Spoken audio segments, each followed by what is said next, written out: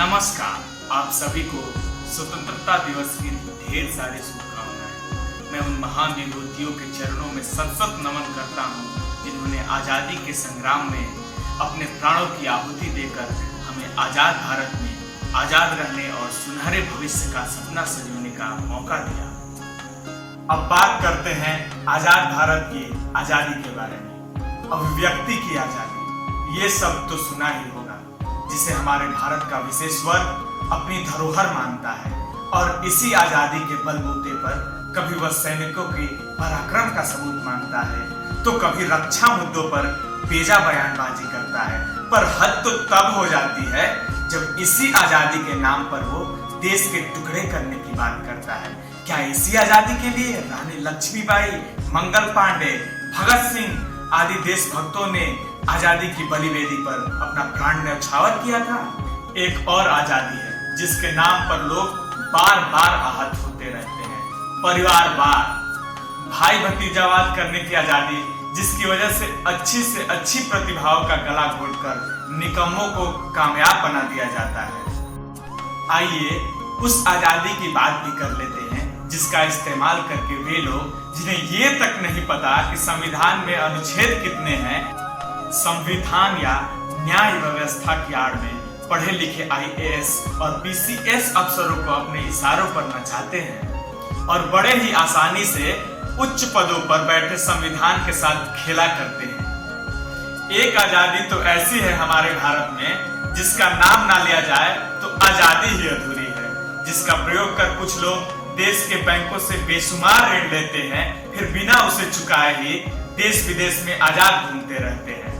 जबकि इसके उलट किसान या मध्यवर्गीय परिवार चंद पैसों का ऋण लेकर ना चुका पाए तो उसे चोर और दिवालिया घोषित कर दिया जाता है। वैसे हम अंग्रेजों से तो आजाद हो गए, लेकिन उनकी धूर्तबाजी, भ्रष्टाचार और फूट डालो राज करो वाली सोच की मानसिक गुलामी से आज भी आजाद नहीं हो पाए। इसका जीता जागता उदाहरण है उनके द्वारा बनाए गए पुल और यातायात की सुविधाएं, वह वैसी की वैसी ही हैं, जबकि आजादी के बाद भ्रष्टाचार की नींव पर बने पुल या सड़क ऐसे तरीके से बनाए जाते हैं कि वह चंद साल भी नहीं चल पाते। कहने को तो बहुत कुछ है, पर मेरे समझ से सही मायने में हम तब आजाद माने जाएंगे जब किसी को संसद तक पहुंचने के लिए शिक्षा का एक मानक तय हो जाएगा। सैनिकों को आजादी मिल जाए कि वो पत्थर मारने वालों पर बड़ी आसानी से उचित कार्रवाई कर सके। कोई किसान कर्ज के बोझ से दब के मरे ना और ना ही उनका परिवार भूखमरी के कगार पर आए। किसी बहन बेटी के साथ दुराचार होने पर तारीख और दलीलें ना मिले, बल्कि त्वरित कार्रवाई। कोई प्रतिभा भाई भतीजावाद के तले दबकर आत्महत्या ना करे।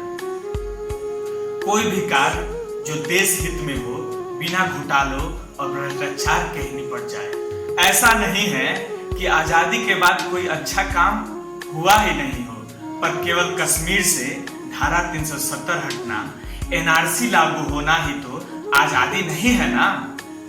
अभी बहुत कुछ करना शेष है, तब जाकर हम असल मायने में आजाद भारत के आजाद नागरिक कहलाएंगे। एक बार फिर से आप सभी लोगों को स्वतंत्रता दिवस की हार्दिक शुभकामनाएं। लेकिन सोचिएगा जरूर कि क्या हम पूर्ण रूप से आजाद हैं?